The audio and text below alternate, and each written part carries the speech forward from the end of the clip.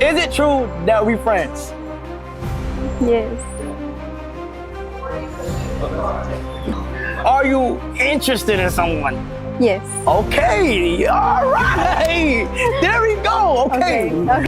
How many letters is in the person's name? 4.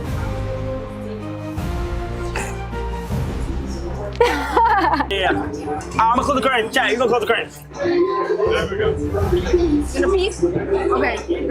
Like that, yeah. Being Cenat'S might not be all sunshine and rainbows like most people think it is.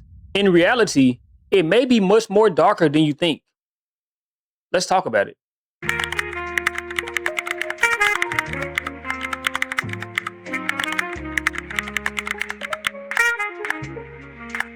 Cenat'S is back in the spotlight of content creation, and once again, people are using him for his influence.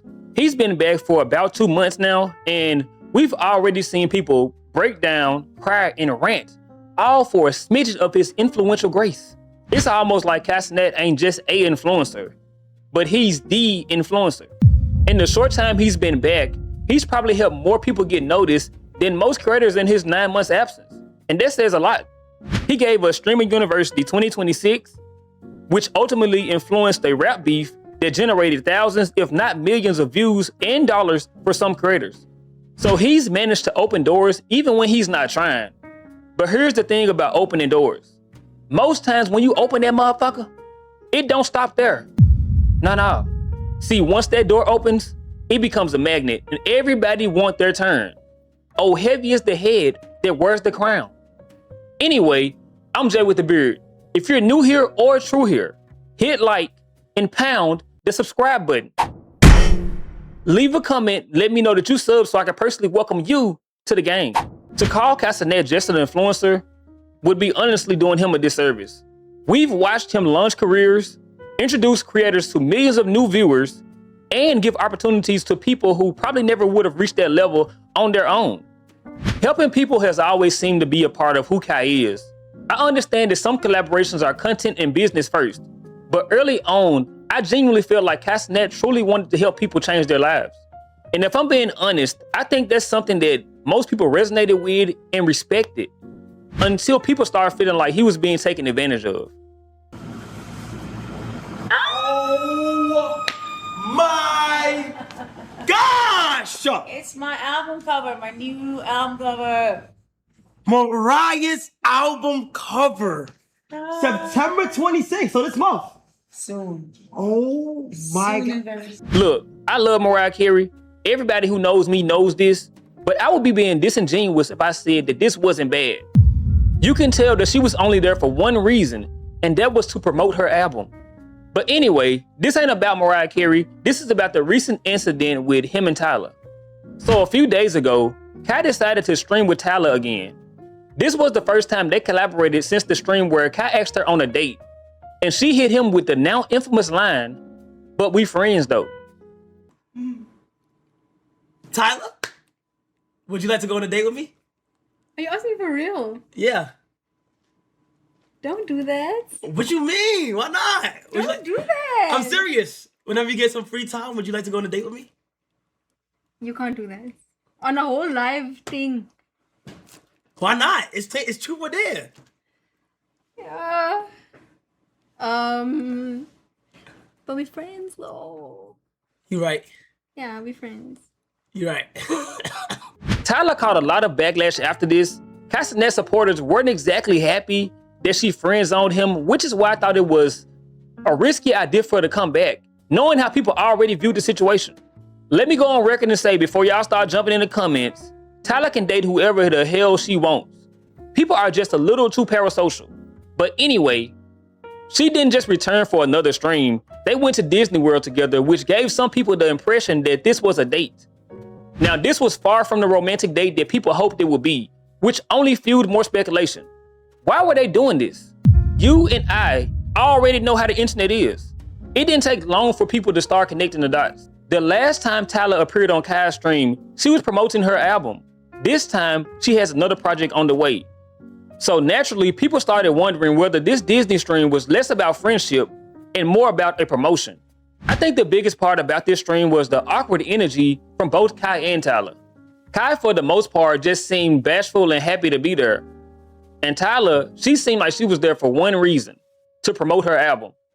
Now, early on, they would ask personal questions about each other's affairs, which, if I'm being honest, led to a more visibly disappointed Cenat. Are you interested in someone? Yes. Okay, all right. There we go. Okay. Okay. How many letters is in the person's name?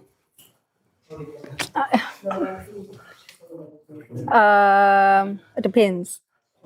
What? What the hell does that mean? It depends.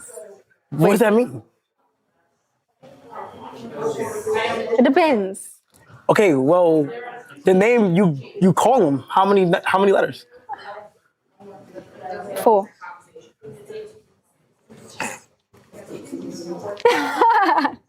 Okay, all right, okay, all right, okay. I think this was them baiting fans because they knew this is what people wanted to see. But also, Tyla setting the record straight that, nah, this ain't that. Then came the moment that everybody started clipping.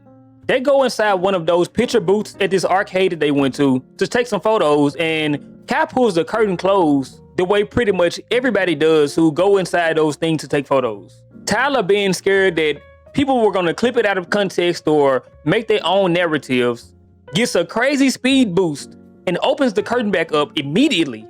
I'm gonna close the curtain. Chat, you gonna close the curtain.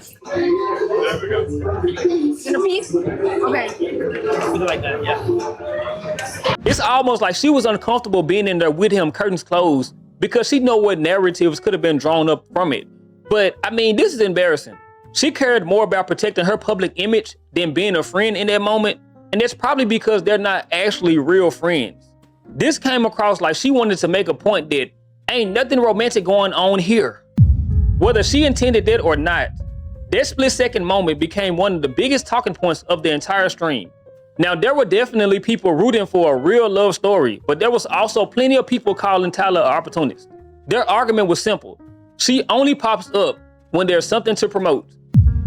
And to be fair, we've seen this happen with other major influencers. Celebrities, artists, creators, they all know appearing on a massive platform is one of the fastest ways to get attention for a new project. But with Kai, fans feel like this strategy gets spammed over and over again because he don't seem like the type of person who's comfortable saying no to big names. His fan base has noticed, and maybe they're just simply tired of watching people take advantage of his generosity and his platform. Now, yes, he still makes money off these streams. I'm not denying that. But let's be honest, Kai would have did numbers if he had went to Disneyland alone. I think we all know that this content would have went crazy regardless. At the end of the day, I don't necessarily blame Tyla. She has the right to like who she like and put her public reputation at top priority. She's also not inherently bad for using the same formula that has worked for other celebrities. I think the main thing for me is how she went about the whole photo booth situation, and it seems like her and her team didn't really tell Cenat why she was coming on the stream. That she was coming on the stream solely to promote her album. Now, the reason why I say Cenat probably didn't know this is because he never really did an official promo for her. All right, chat. I like both. All right, end the stream in 5, 4, 3. No, but wait. What? Am I supposed to say something about the album or no? I mean, you can, yeah. Yes, you just I can? fucking dropped. Yeah, Yeah. go ahead. Okay. Hello, everyone. A-Pop is out fucking now. Yes. So A-Pop stream is the album, out bro. right I ain't gonna lie, it's now. gonna be fire. Your first actual, like, this is your first album, right? Or second? Wait, hold on. You reacted to the first one. Yeah. So this is, but this is, okay, no, that was your debut. Yes. Yes. But this is like your Proper, profession, I've learned and I'm fine. Yes, that's true. exactly. All right, chat. This isn't some brand new conversation. We've seen this cycle before, especially with Mafia-thon 2 and 3. Guest after guest, celebrity after celebrities. Everybody wanted a piece of Kai's audience. And that's what this is all about. You may say, well, those streams were incredibly successful. That's true, but they also came at a cost. That nonstop pressure, those endless collaborations, the expectation to constantly entertain everyone else eventually caught up to him. And if this door is a magnet, we'll probably see that same cycle happen again.